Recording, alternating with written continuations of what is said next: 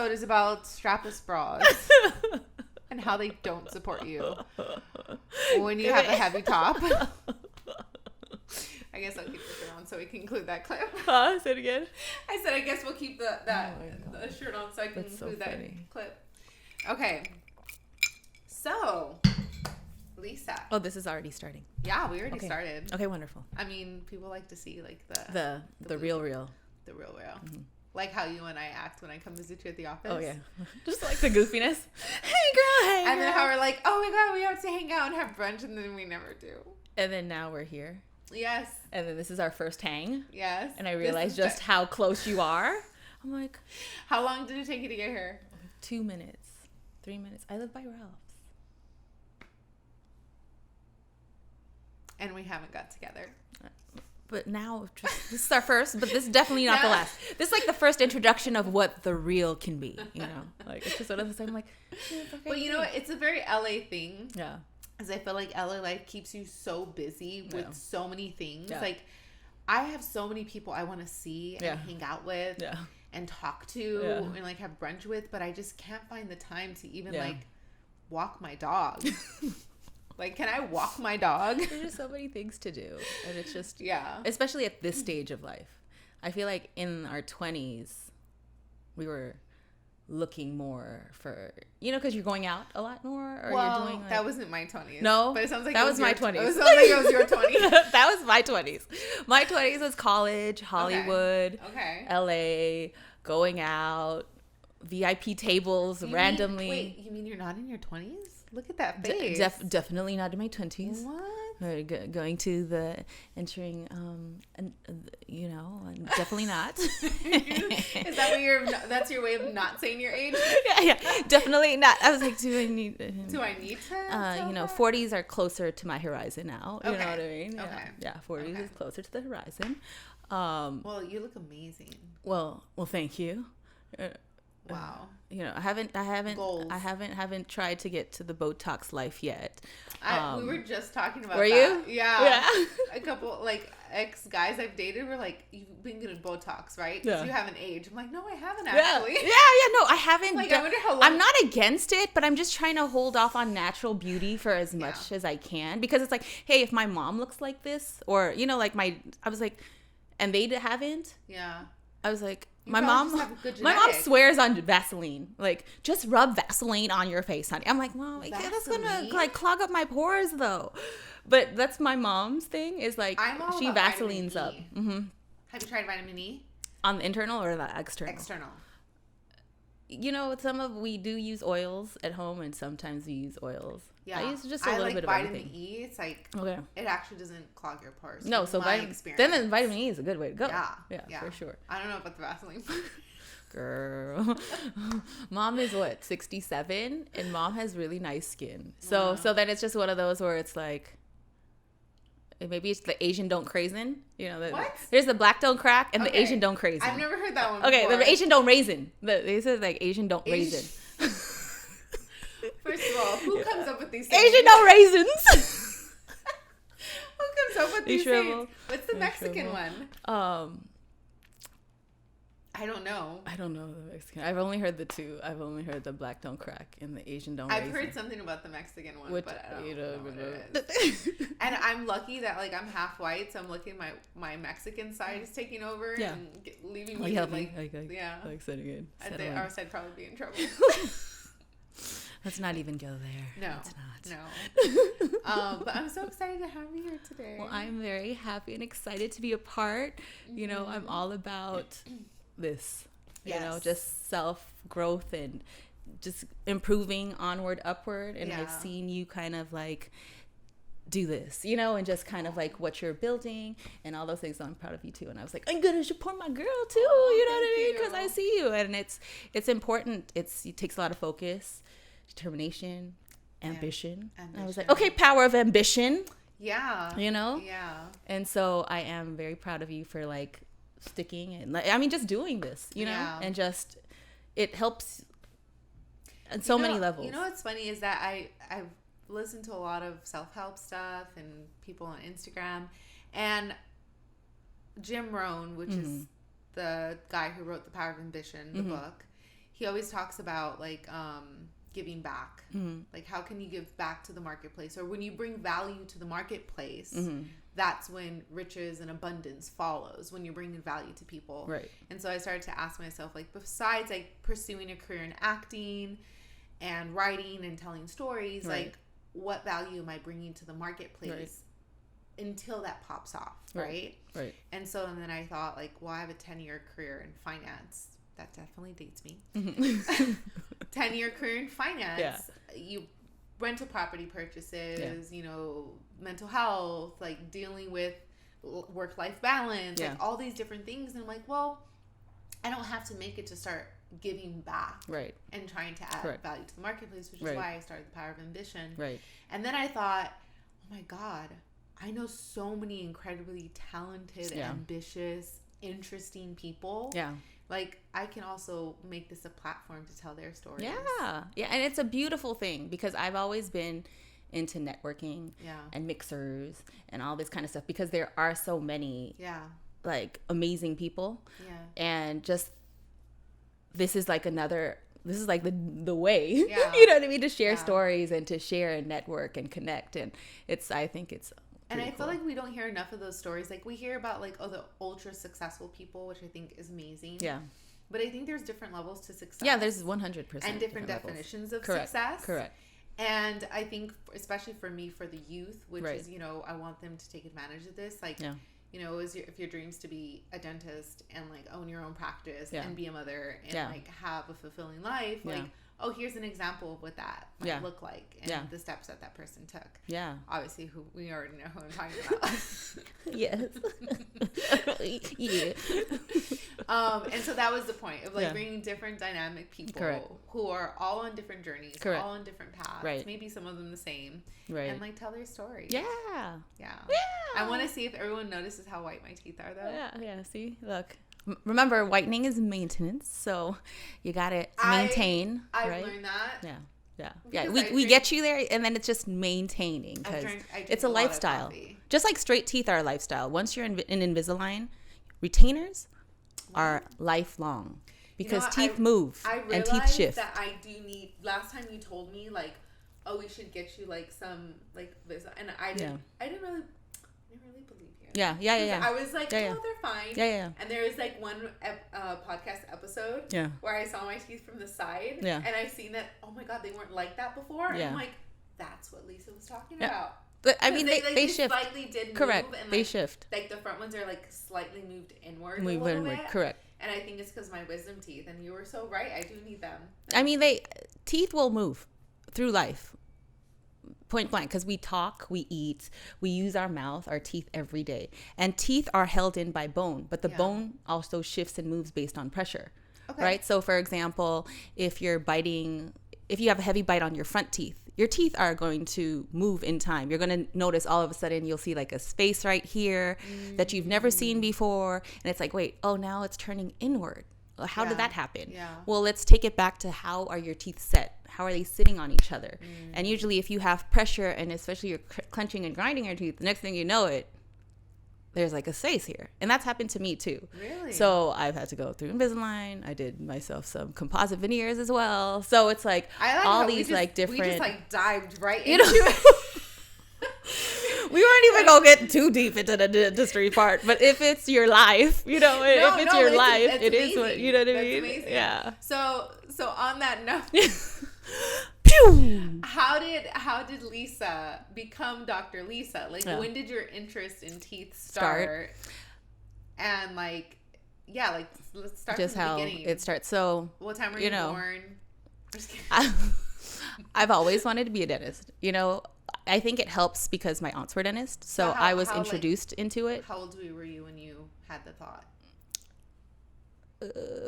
When I was old enough to start working at the office for the summers, you know, and then I started helping, and then office was it was like office play for me, like helping in the office, and I loved office play as a kid, right? So just the office play, being in the office, helping my aunt.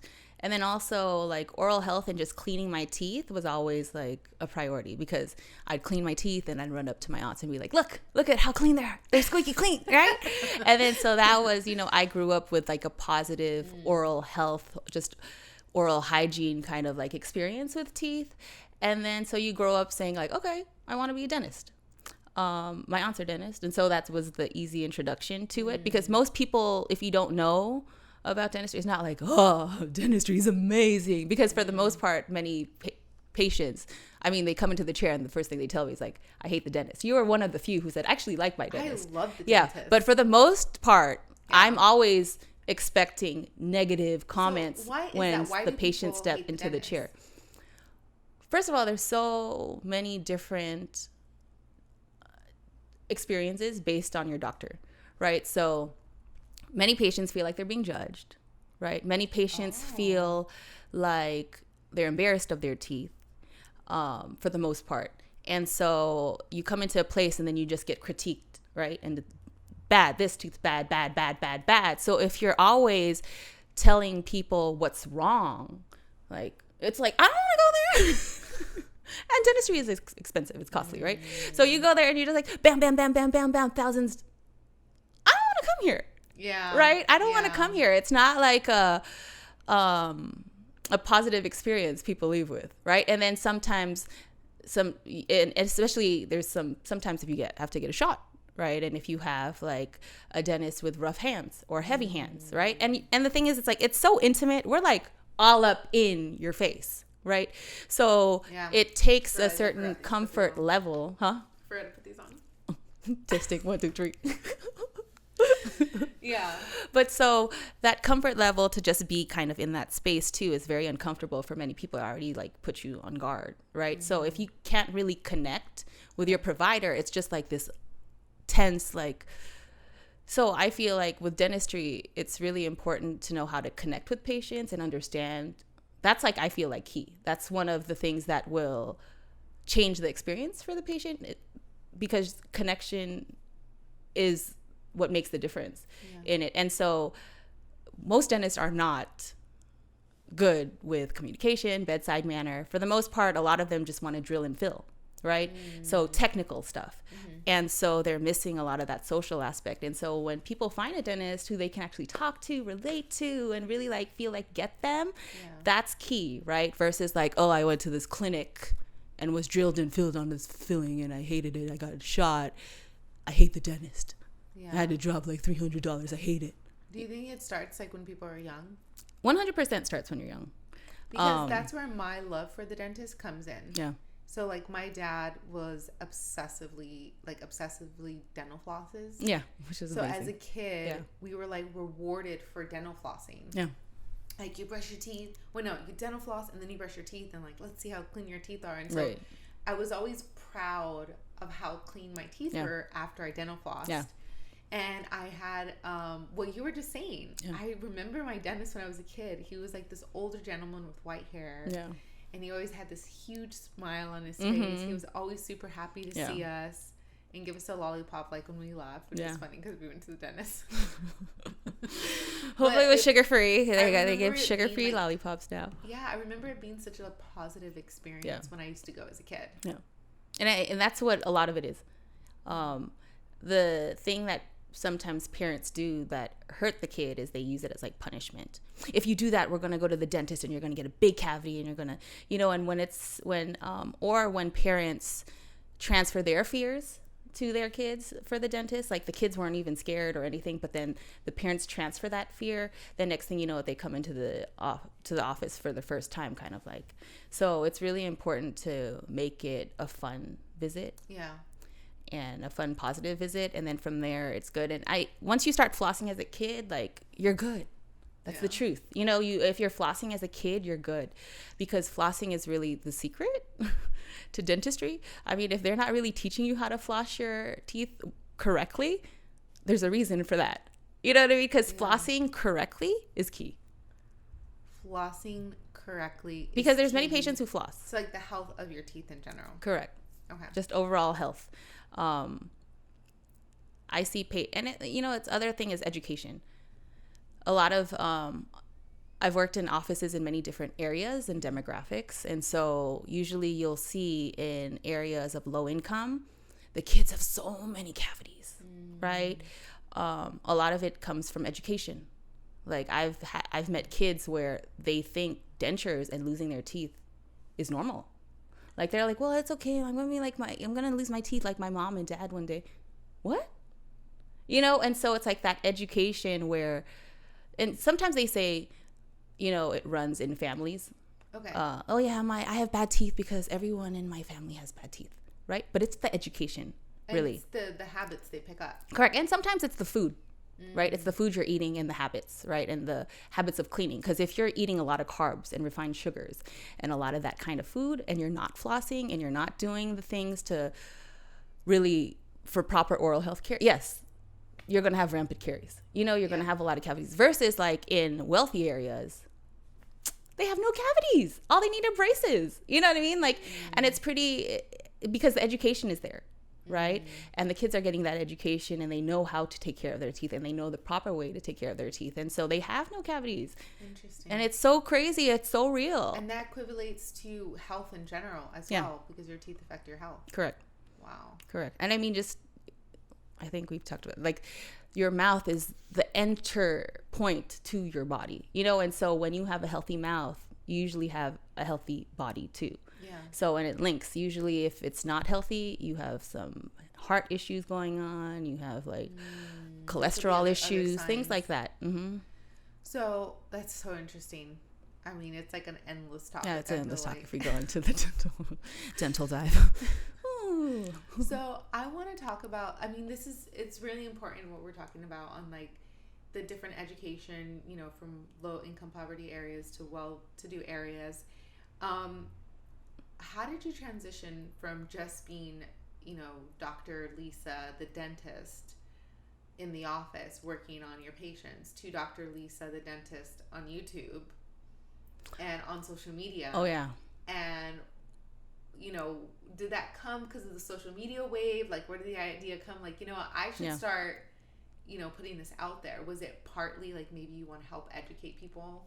So number one was, yes, I wanted to help. I've always been enthusiastic about oral health and just sharing like, hey, like these are things you need to know, you know, like we all have the power. It's knowledge, right? Yeah. And so I've always been enthusiastic. It helps that I have a husband who does video and photography too. And so he was always shooting my colleagues and just a lot of my headshots and a lot of stuff to just all that cool stuff.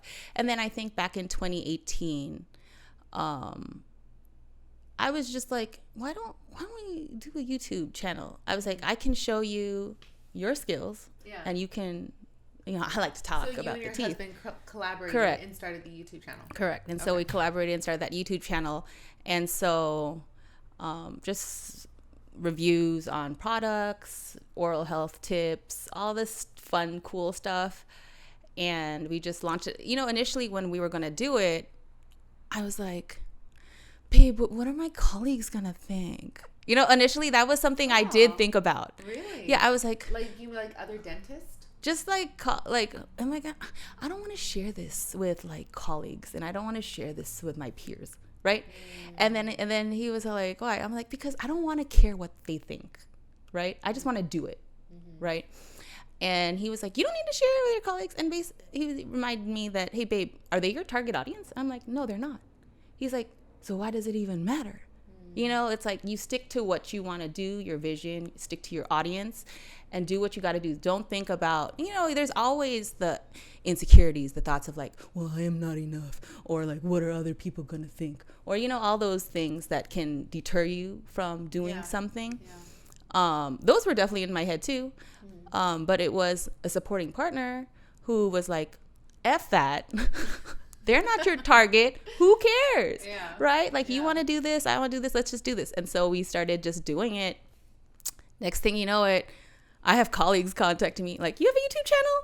My patient came across your video. And I was like, really? That's pretty crazy. Yeah, I do. You know? And so like colleagues would start to see it. Patients would start to see it and just pull, or just reviews. Yeah. And I've had some reviews do some great things. And then we also have commission-based things. So to this day, since 2018, we have been collecting income from YouTube and affiliate marketing and things like that. Yeah. So on a very low scale, because we're not even like gun-ho with it. We're just like, we've knocked out some videos. We do it on our free time, especially now that we have a kid. Yeah. We are not as committed to it as we used to be. But we've seen. How old is Dom now? 3. So we do have a 3-year-old.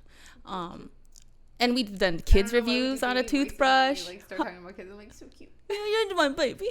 Little kid voices when you start You're my baby, my baby. But we've done like kids reviews on toothbrushes with him in it. But we have a lot of fun, and it's a very fun, creative outlet for us. And with this new office that's going to have a studio in it, I plan to really be able to just do that. You know, no, okay. We're not saying anything. No, admission from me to you. Yeah. I didn't realize you were a dentist. Yeah. Until I came across your YouTube video. Yeah. Oh, that's crazy. Yeah, I had no idea. I just was like, this is Biwi's sister. Yeah. You know, my friend, my neighbor. Yeah. And like. Yeah. We had brunch one time. I think that's when I first kind of like met you. Right. And like I had seen you come over his house. Okay. But when we first, I feel like our friendship kind of started when we had brunch together. Right. In Burbank. Like right. Down the street that Bay of Bayas, I think. Oh, so good. Yeah, it was good. Yeah. And then I just remember like loving your personality and just like your vibe, the whole thing. Yeah. And then I started following you. We became Facebook friends and Instagram friends. And then I left New York. Yeah. And I wasn't here for a while. And it wasn't until I saw your YouTube that you were promoting it. And I was like, Lisa's a dentist? Oh, yeah. And then I really liked them. And because I've always been obsessive about my teeth. Yeah. Like, I like watched I don't know if I watched all of them, but I watched quite a few of them. Because I was like, ooh, I want to learn more. Yeah. They're really informative. Yeah. They're very good. Yeah. And we're gonna cut really quick to show you a little snippet of Lisa's YouTube channel. That's what we're gonna do. Hey Teeth Talk fam, it's Dr. Lisa. Can you get cavities from kissing? The answer is yes. So get this. The longer the kiss, the more passionate the kiss, the more saliva is shared. The more bacteria in the saliva is also shared. So if your partner has gum disease, cavities, mouth lesions, and you are kissing, yes, they are passing all that bacteria on to you. Don't forget to like, share, subscribe, and comment below. So now we're back from the toothbrush review. Yes, we are. Don't forget to like and subscribe and comment on Lisa's YouTube channel. Well, thank you very much. Thank you. And watch more videos because they're super awesome. And just because, it's Lisa. It's amazing. I think it's great, especially since you found that there's the vast difference between the low income areas and the well-to-do areas. Yeah. And like getting the education out there. Yeah. It's really the first step, and I think that's the beautiful gift about social media and the internet. Yeah. So now you've transitioned from Dr. Lisa to YouTube Dr. Lisa to now opening your own dentist office. You want us to tell us about that transition, because I just feel like it's a very you started seeing your aunt office play is what you called it. I call it seeing patients at my aunt's house. It was always really family based. So that was are you coming to that's what I call it, the family office, because it's really a different experience compared to if you come to Canyon Country where I'm an associate. Mm-hmm. It's a very different vibe and different experience. Okay. Yeah, for sure. But so walk us through this vision that you have for what you have going on right now. I see all your story updates. Yeah. Construction. Yeah, we put them all out there because it's people ask, and I'm like, well, might as well show on here, show the updates there. But it's just interesting because the story of the creation of Image LA is a reminder. So that's going to be the name of the Image LA Dental Studio. LA Dental Photo Studio. In Studio City. In Studio City. Okay. Yeah. All right. But the creation of this space is really, for me, symbolism of going after it, just doing it. It's different. No one's done it before. You don't need to be scared. No, just do it. It reminds me that, oh shoot, I'm just gonna do it. The doors have opened. The timing is here. The opportunities present itself. Take it. And so it reminds me of that, because all these little things, getting into USC Dental School was a dream. I didn't think I was going to get into USC dental school because everybody's smart. You know, every applicant is smart. I'm not rich. You know, I don't come from money. I don't have connections. My aunts did not graduate from here. So I am really the firstborn here, the first to go to college here. And so I don't really have connections. I'm like, well, I remember just rewind. But this is all just to the dream stuff. Okay. But my aunt, I remember her telling me, why aren't you applying to USC? And I was like, well, because I'm not going to get in. And then she was all like, do you know if you cut your blessings short, you're cutting them short? And I was like, well, why would I waste an application fee, right? Why would I waste an application fee on a school I don't think I'll get into when I know I'll probably get into this other school in Arizona? She's like, because that's not where you want to be, right? And I was like, because USC for me was my reach, was my dream school. And so I applied because my aunt's wisdom, right? Just do it. And you don't know what God has for you. You don't know what the world has for you unless you do it, right? And then so I was like, okay, I'll apply. I applied, thinking nothing of it, right? Like, I did it, so I won't hear her mouth, right? And then next thing you know, it kind of tied in a lot because her husband was also had cancer at this time, and he was also going to pass around this time. And then it's like, no, I haven't heard from SC yet. Probably going to go to Arizona. And it was like towards the end, haven't heard from SC, and then all of a sudden I get the interview. And I got the interview and I was like, what? I got an interview? And so I remember telling my Uncle S, I was like, Uncle S, I got an interview. And he was always a big supporter. I got an interview. And then he was like, honey, you're going to make it. You're going to make it. You're going to help. And da, da, da. And I was like, okay, cool, whatever. And then my Uncle S passed. The day that he passed, after the funeral, we came home and I got my acceptance letter to USC after coming home from the funeral. And I got the letter and it was like such a touching time. I cried, my family cried. I'm like, he's looking out for us. Like, there's a plan. There's a bigger plan. Like, this is crazy. And that was the time where I realized, like, God has a plan. Like, there's bigger things for you. You just have to go after it. But he's watching you. He knows the moves you're making. He sees you sewing. He sees you working. And when it's your time, it's your time. That was the moment where I realized, like, okay, timing is everything. Like, you don't know. Because, like, getting into dental school was hard. It wasn't easy. I took 2 rounds to get there. Yeah. So when I got to SC, I was just like, oh, shit. I was like sky high. In school, I was like the happiest person there. Everyone was always complaining, huh? I don't even it's okay because we're not expecting to cry up in here. Why we gotta cry? Wait, how about our makeup though? You look beautiful. Man. Hold on. God, you're a beautiful crier.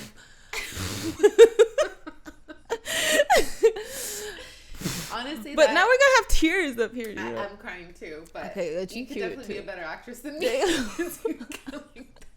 The tears.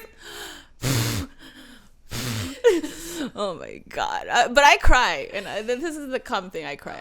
At my grand opening, I'm gonna be crying 100%. But honestly, that's really I mean, emotional. I could see why you would cry because you didn't want to apply, you know, because you thought you were going to get it. Your aunt said, and then your uncle, before he passes, says, like, you're going to make it. Yeah.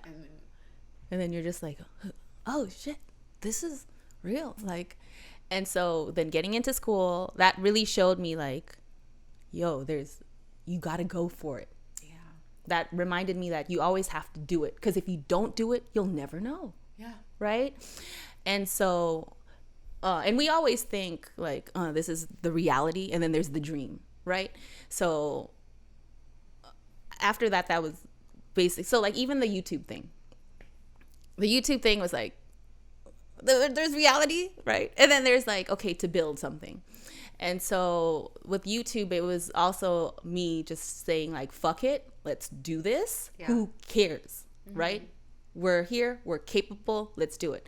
And then doing it. And then, I mean, it's cool, but I do sign influencer contracts. I do get paid. Like, and so I'm like, we legit are bringing in money from YouTube since 2018. Every day we get some income affiliate marketing, right?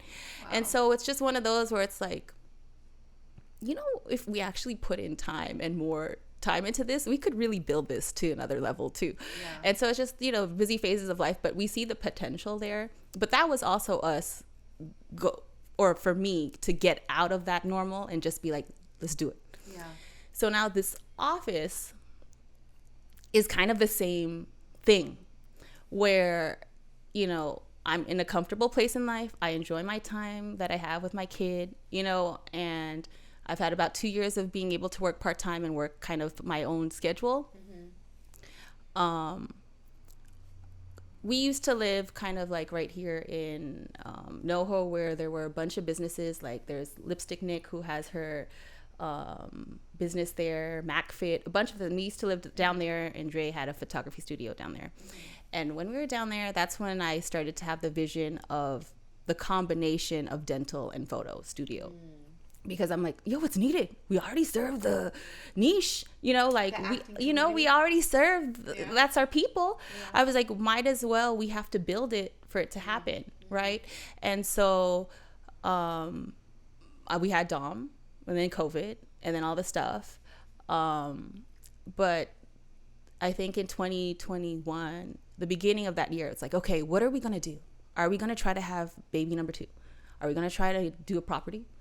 Or are we going to jump on this startup business plan? And initially we were trying to have a baby. Then you realize like, oh, it's not that easy when you want to try, right? It's not that easy, And so that was taking longer than I had liked it to. And so I was like, I can't wait around for a baby.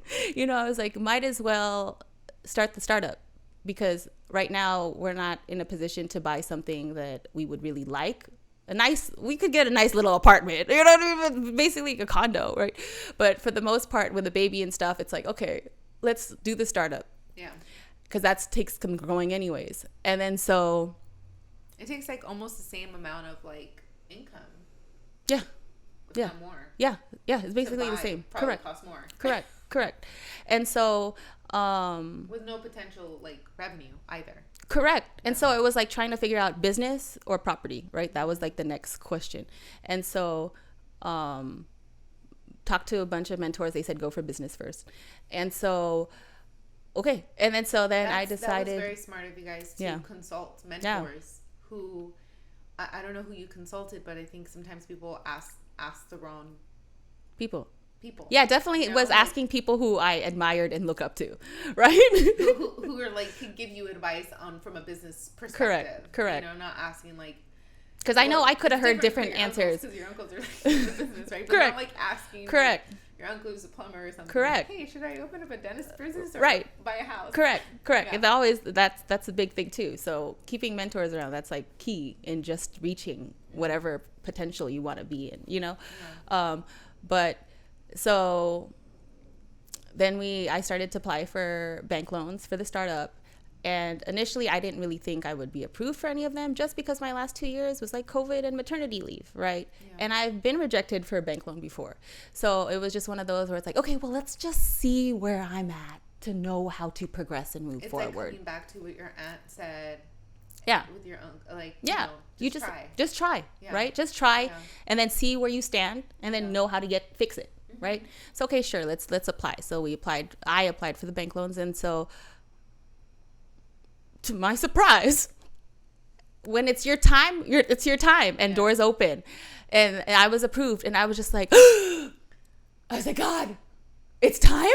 And I remember crying, and it was just such an emotional time, that yes. It felt like the yes that I got to USC. When I was like, yes, and they opened that door, and then the yes, like, oh, shoot. Like, you just see your life change and flash, and you're just like, that yes, that can open those doors. It was just that feeling of the yes, you can open these doors. And so it was just like, oh shit, I told my family. And of course, everyone is excited. At the same time, they're like, are you ready for this commitment?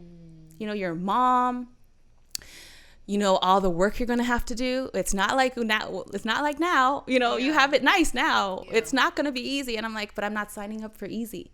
I know what it takes. I've been practicing for like almost 10 years now. I've building another office, building another practice. I was like, and I'm taking everyone elsewhere. I need to build a home, a dental home, a place where, we can serve our community the way I think is best suited for our community, the way that you envision it. Yeah, correct. Mm-hmm. And so, and then here we are now, and so now it's really the building process. We are in construction, and it's happening. Like, I couldn't even believe that we got the location that we got, because I was looking in NoHo and I really wanted to be in Studio City. And so, but Studio City Ventura rent is no joke. I was like, I can't, what? Oh no. But we lucked out to get a nice little niche area, kind of near Aroma Cafe area. So it's like a very, like, little street? Yeah, just over there, like in that little area. So I'm really excited. I love that area. I mean, it was also a dream to be in that area. No? Huh? That's Tahunga? Tahunga and Moore Park.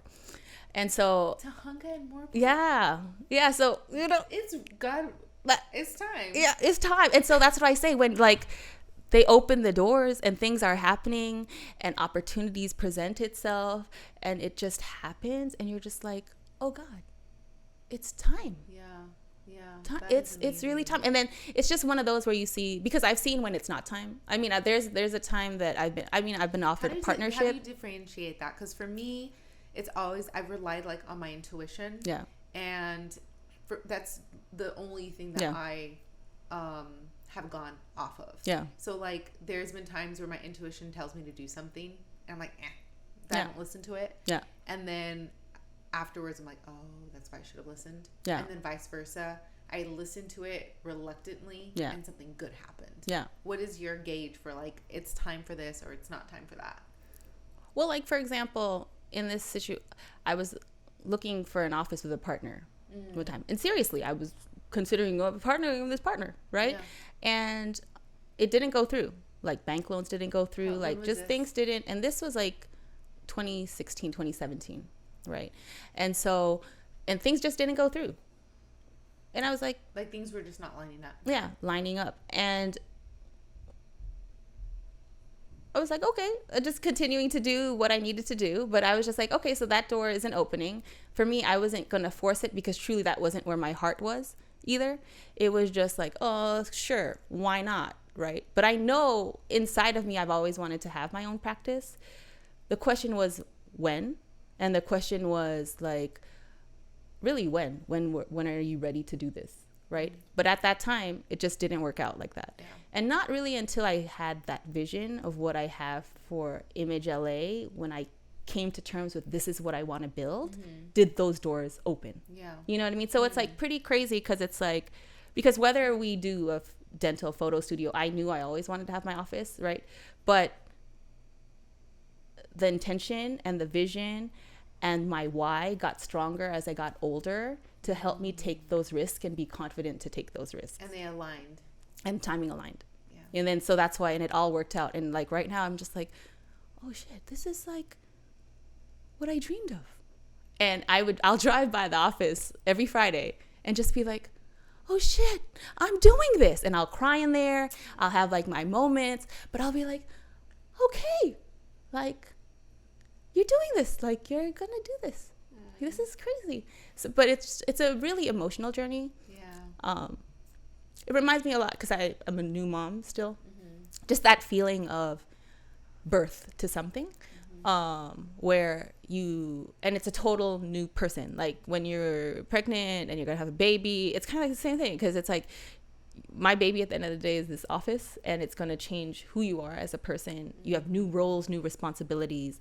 You take on a whole new persona for that, right? Yeah. And it's something that's growing and something that you feel like you'll never see because it's so long. And then all of a sudden you start to see and you're just like, oh shit, it's happening. Yeah. And it comes out and you're just like, bam, you're just a whole new person. Now you're a mom. Now you're a business owner. So it's like the journey, I parallel it. It's like very similar emotions. But it's just one of those where it's just like, okay, this is pretty crazy. Yeah. This is pretty interesting. Yeah, it's pretty interesting. Well, I want to definitely talk about the next segment. Yeah. But we're going to take a quick 5-minute break. Yes. So we can drink some coffee. And then we'll be back to talk about you and Dom and what this partnership has done for this vision in your life. But we'll be back.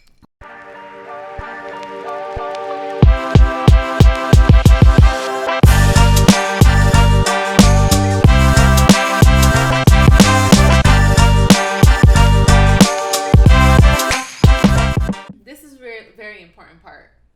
And so when I text you, like, what's something that you want to talk about, and you tell me this, I'm like, oh, this is so perfect, because I'm single, and I've been single for 2 years now, from my first boyfriend. Mm-hmm. Like, I'm 30, and I've only had one boyfriend, mm-hmm. one long-term relationship.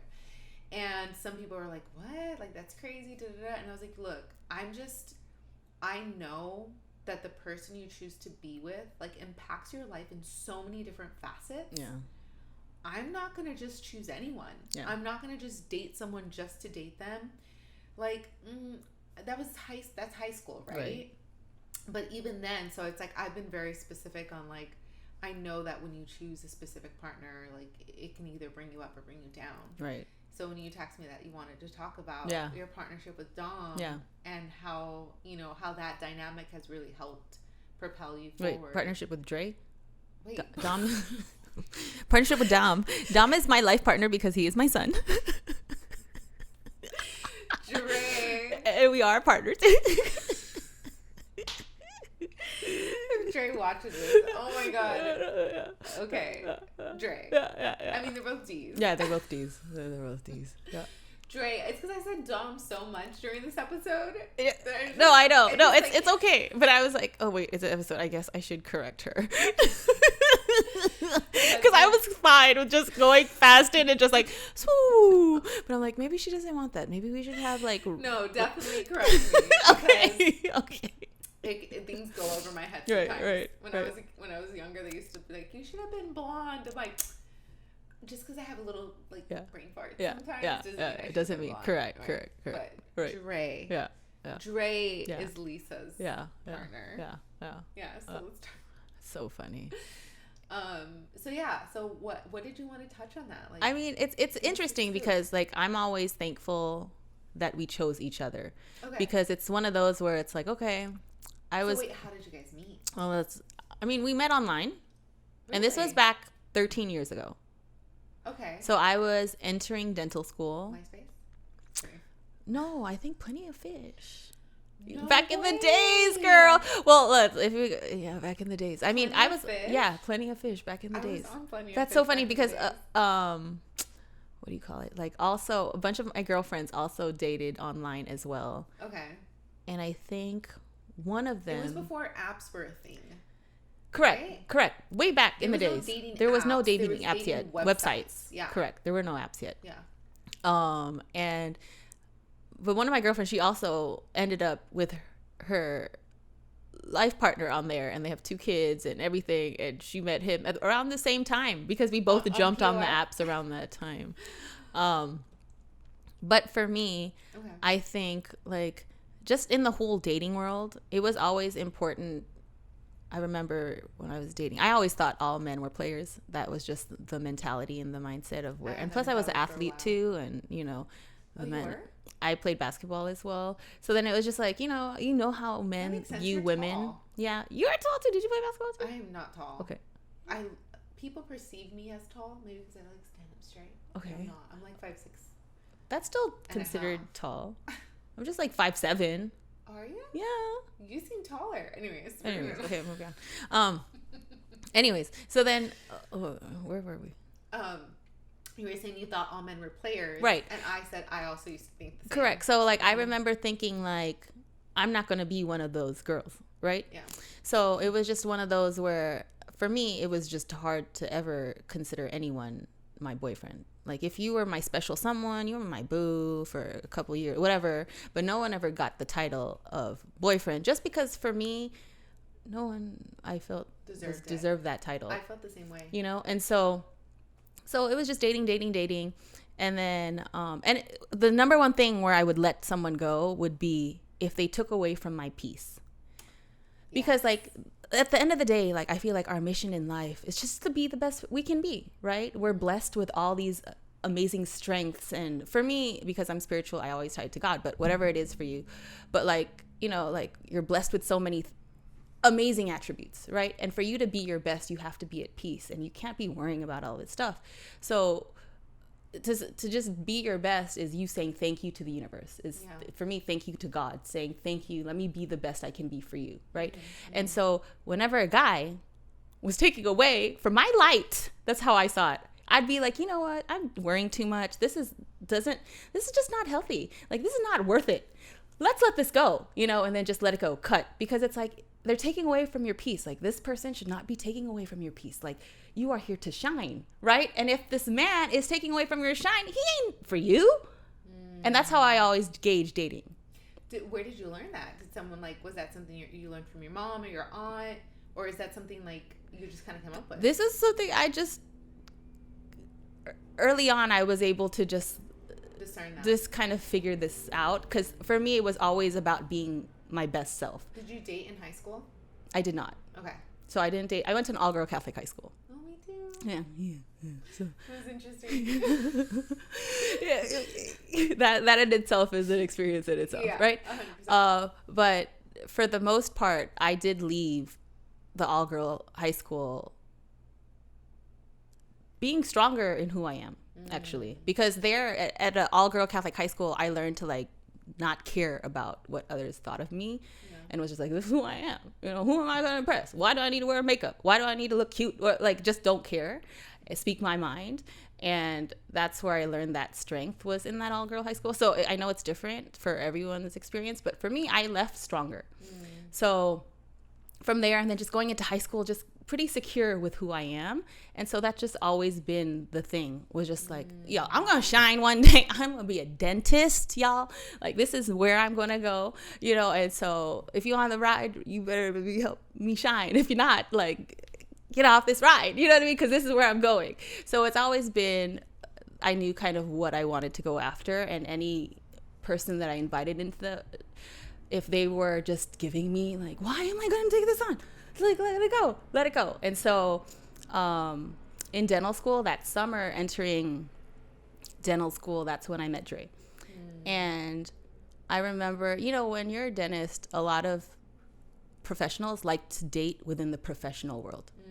So doctors like to date doctors, lawyers like to date, or you date a lawyer, or you date a professional, right? That's very common, and that's a very common thing that professionals want. And so I remember when I met Dre, he's a photographer. And I was in school still at this time, but I remember thinking, like, oh, like, he's a photographer. That's not what that's not what my colleagues or stuff world usually would. But for me, it was just like, you know, who cares? Like, he's a good man. He has a good heart. He's a good person. Our connection is so far amazing. And he's like a best buddy, and he's ambitious and hardworking. Like, it doesn't matter. And I remember we started dating, and we're still dating like 13 years later, you know, like, and I'm always thankful that I didn't dismiss what he does. Do you know what I mean? Like, because, like, so many people do, you know, like, nah. And little would I know, like, 10 years later, he would launch my YouTube channel. He's the one who would help me set this vision for this new dream practice. Like, and so there's many times when I think about it and just be like, wow, if I dismiss that, like, just for that, because I know so many women do, you know what I mean? And so it's one of those where I'm like, I would not be at this level of fulfillment of happiness, and just, like, overall, I'm so happy. Like, I'm full in love, family, career. It's just one of those where it's like, okay, all you can do is just keep going, you know? And so, but it's those choices that you made, like, in your 20s. You know, it's those choices that you made where you see the fruits, like, later, and it takes time to see fruits. But these choices are so important. And, like, he's always checked all the boxes of supportive partner, just like... I was going to ask you, like, what were a few things he did in the beginning of your relationship or the beginning of dating that were kind of, like, signs for you, like, oh, this is a good guy? Like, what should women look out for, like, when they're dating someone? Number one is, like, I feel like I could totally be myself. Like, I mean, sometimes when you date, you know, there's, like, this ideal guy you're dating, and you kind of, like, change yourself a little bit just to, like, fit his interest, or you try to do, you know, that's real. Like, you don't need to do that. like as authentic as you can be is key, right? No makeup, ugly, like, you know, not ugly, but you know, like, letting out the farts, like, everyone farts, you know, like, all the real stuff. You know, just being who you would be around a sibling. If you could bring that realness to your man, that's a pretty good connection. And then the other thing is, just having that best friend kind of quality with someone.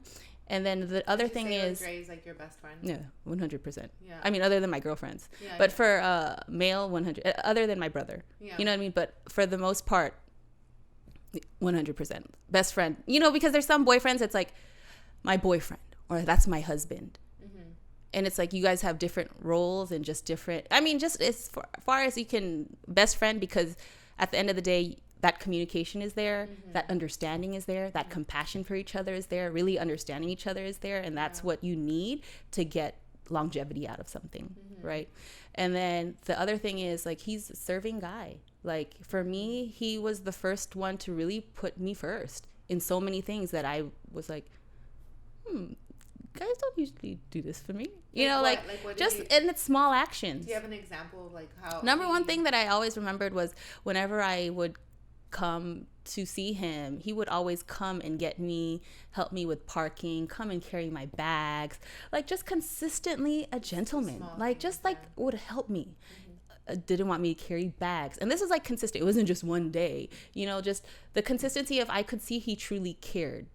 And like he didn't, and I always look out for guys who use women, so like many times too it's like if I'm going to go buy some food, it's like, do you want me to get you something? Many times he'd say no, or like, and then and if he ever did, he would pay me back, you know, like things like I would always just check to see like that, all those little small things. And he like always like, dude, this guy really cares about me, you know, like, and it's not just about how it looks for him to date someone, you know what I mean, like, or that image based, or it was always like he really cared and he really showed those small actions and was consistent with those small actions. And he was more actions than he was, well, talk, we're funny, we're just always laughing kind of relationship.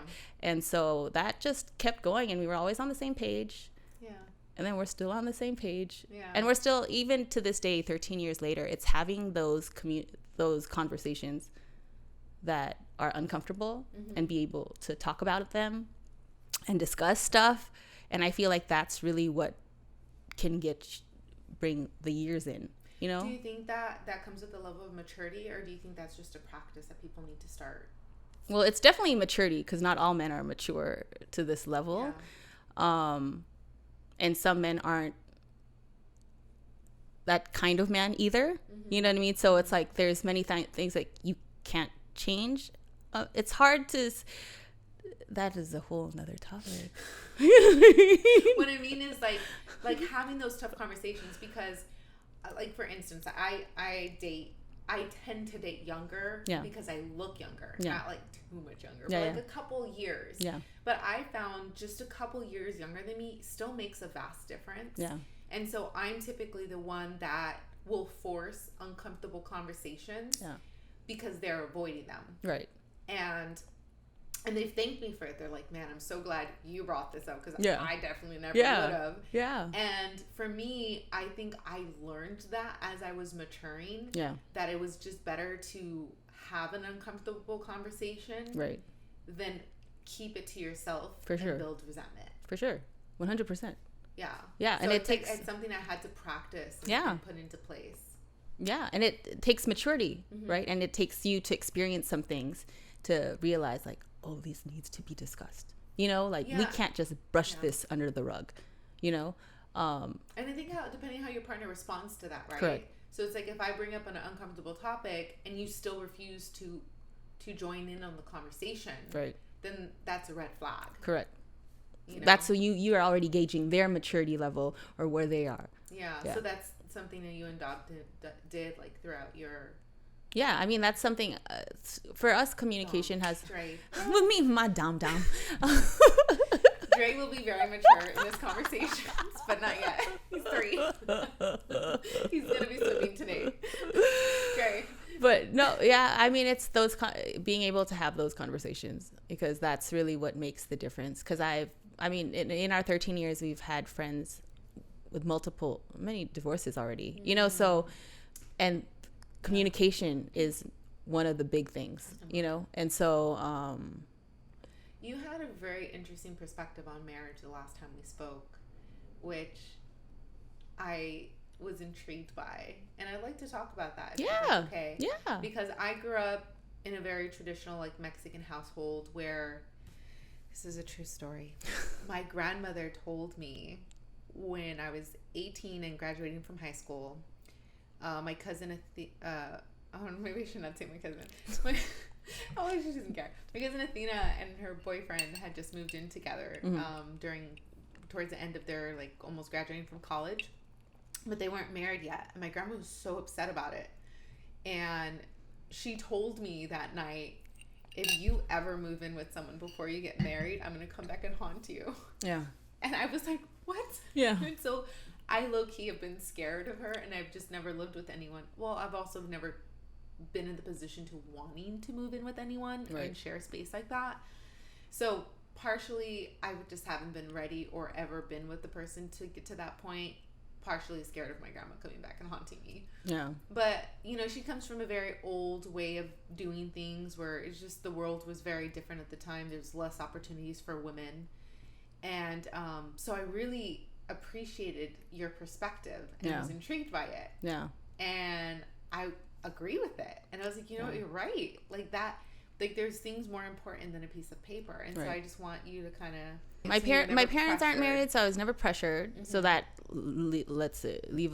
for me, it was always like career, like get your career, become an independent woman. That was like that was like a lot of what growing up was become an independent career woman, sufficient. Sufficient.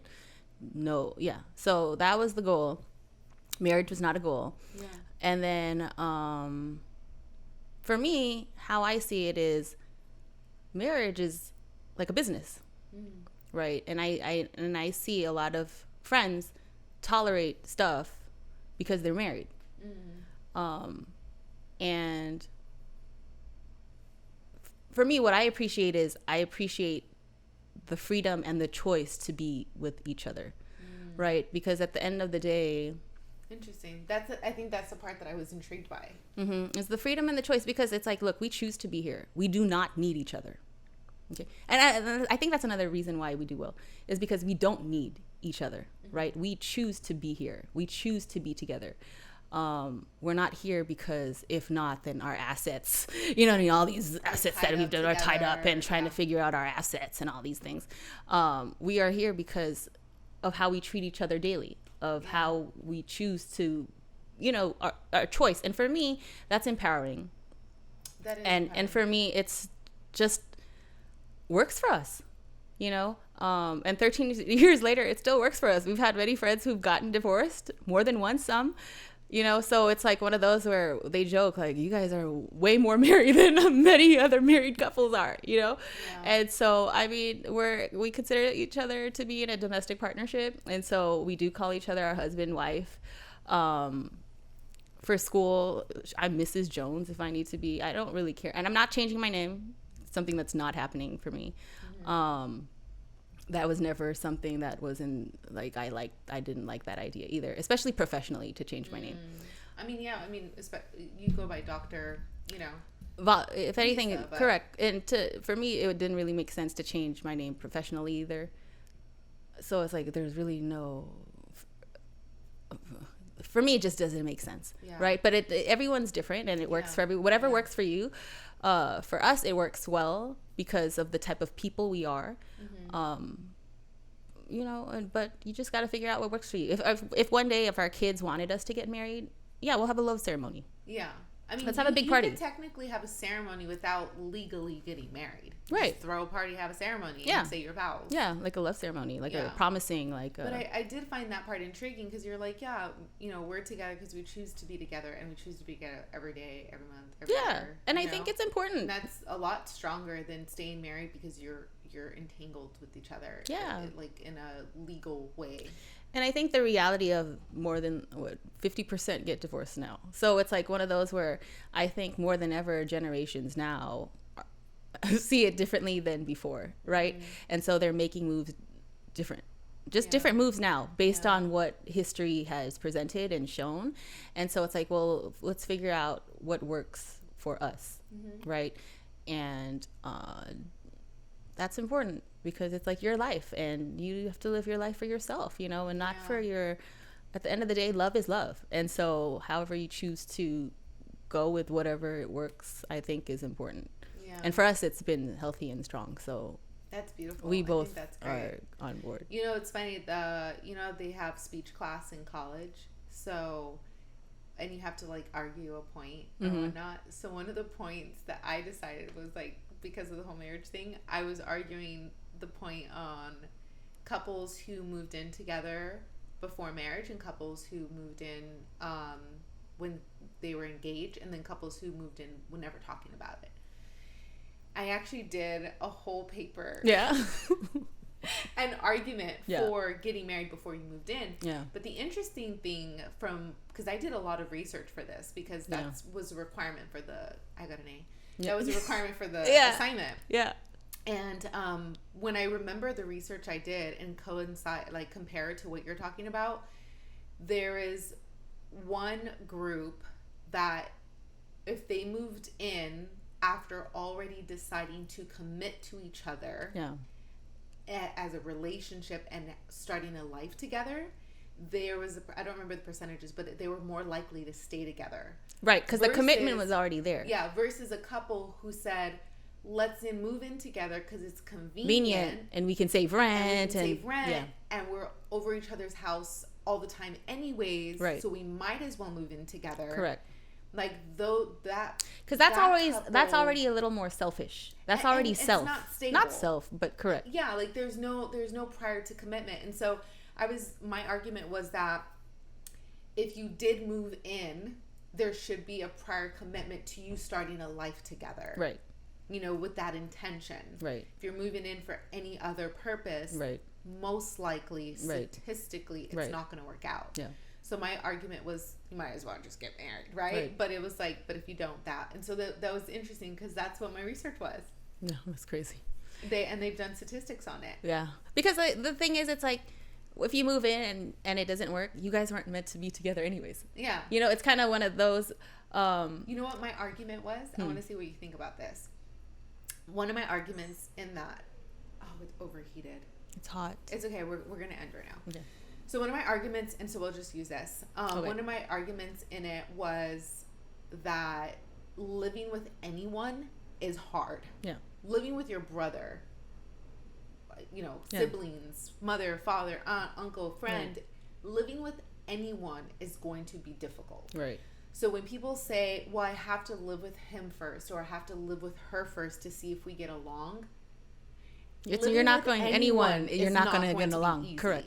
So if you're going in with that mentality, right, all you can do is nitpick. That's all you can do. And when people divorce, they're like, oh, I can't live with him or her. Yeah, it was deeper than that. Yeah, it's not because they didn't put their cap on the toothpaste. Right, dentistry. Right, there's more to it than that. And so that's always been my argument. That back in the day, when people got married, before moving in with each other, there was already commitment. There was already a commitment, so they had to just bypass like the irregularities of having to get along and share a space with someone else. Right. So like, I'm sorry, but no. Right. I'm like, that's not going to be a reason. If I move in with someone before marriage, it's going to be because we have already decided that we want to spend. Yeah. Like we've chose each other as partners. Correct. You know, whether there's a piece of paper to represent that or not. Right. I mean, I agree with that because usually if you move in, like you said, you're usually nitpicking and you're always going to find something wrong with someone. So, I mean, for the most part, when you do that move in, like you said, there's already a commitment to you're my person, and we want to grow and that's in your plan, whatever, marriage or whatever, but that's in the plan. So, that's important versus saying like, oh, let's save on rent or whatever is convenient, because for sure that's not usually, that ends up being like, well, or we're already over each other's houses all the time. Wow, that's all the time we have for today. I feel like it wasn't enough. I mean, we could keep talking. There's so much time for so many things, and there's so many things, but Well, you know what? Why don't we do? When are you planning to open up? The end of October, hopefully, if everything construction wise goes right. Okay, so we'll do a follow-up episode. Yeah, because we have to hear we have to hear how everything goes. Yeah, it's gonna be amazing. 100%. I'm so excited. And I mean, even I'd love to take you guys on a tour of the new office once it's all, you know. Yeah, we could do like a little, like record a little tour and then enter that into that. Yeah. And then maybe when I get a second mic or third mic, technically, we can bring Dre. Right. And talk. Because I want to do some couple ones, you know? Yeah, no, for sure. Bring Dre on board. Yeah, that'd be cool. I'm right here, I'll just move over. Yeah, that's cool. And then one day maybe Dominic might come in and no, we can't, because then it wouldn't work. We wouldn't actually get the interview done. He's 3. He's 3. Yeah, okay. All right. Bring your mom babysit in the room. Yeah, basically. Bring him out here and there. That's how it would have to be. But this was fun. Yes. I'm so glad we got to do this. Okay, so where can they find you on social media? At Teeth Talk _with Dr. Lisa. And that's on Instagram. That's Instagram. And then YouTube? Teeth Talk with Dr. Lisa. I'll also put the links in the description. Yeah. Please don't forget to like, subscribe, and comment. If you have any questions for Dr. Lisa, go ahead and reach out to her, or if you want to comment below. You know, I don't know if I could tag you. I don't know if YouTubers can tag each other. Anyways, we'll figure it out. Yeah. But this was so fun. Yay! Yeah. We're going to do it again. Soon. We are proud of her. Oh. We're proud of each other on this journey. You know, we're going to do this. Yeah. Watch, guys, watch. Hey. I'm sure that you've inspired a lot of people today. No, you've inspired me. I teared. I'm not a big crier, but I've been crying lately. I don't know what that's about. Maybe you started it. I tear. All my friends know this, so I'm a tear. It was beautiful. Yeah. It was beautiful and it was vulnerable, and I'm sure everyone's going to appreciate it. Yeah. So thank you for joining this episode of The Power of Ambition. Yes. And next time we see Dr. Lisa, we will be in her office. Dreams do come true. Yeah, it's true. You just got to work. Just got to work. Bye. Bye. I'm giving you a hug. Oh, that was a hug? I thought you were doing like a peace sign up here. Let me give you one more hug. You want me to give you one more hug? Here.